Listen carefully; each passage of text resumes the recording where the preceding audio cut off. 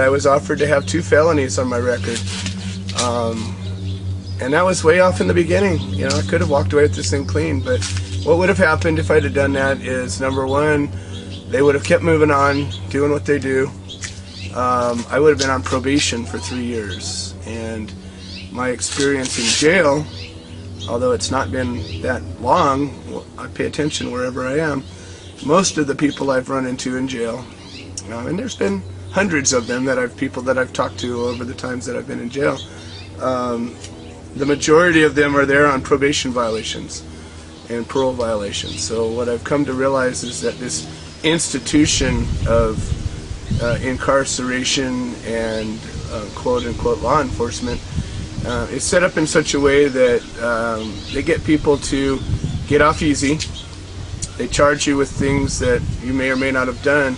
They make an offer that does not usually include jail time.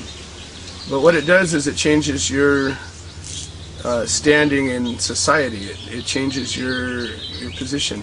They hobble you. And people like me, I believe that they're afraid of. Because we're not afraid. We stand for something that's bigger than ourselves. And most people don't. Most people I talk to, when I ask them for their help, most people have something personal that keeps them from helping. I can't do it because I have a job. I can't do it because this or that or the other thing. So many reasons why people can't do things, and I understand. You know, it's unusual for somebody to want to fight for something that's bigger than themselves. But I do believe I always come back to this whole patriot thing. My family goes back to the Revolutionary War, and I have relatives that have fought in every war that America's fought in. And I believe that America, at its core, is a good thing, and is a wholesome and real and blessed thing. And I think it's come so far off track. I think that America has become corrupt and has sullied what it came from. And I think that our founding fathers are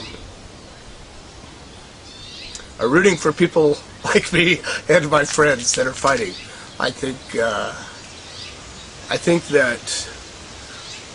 feel like the Minutemen. I feel like the founding fathers meeting down in the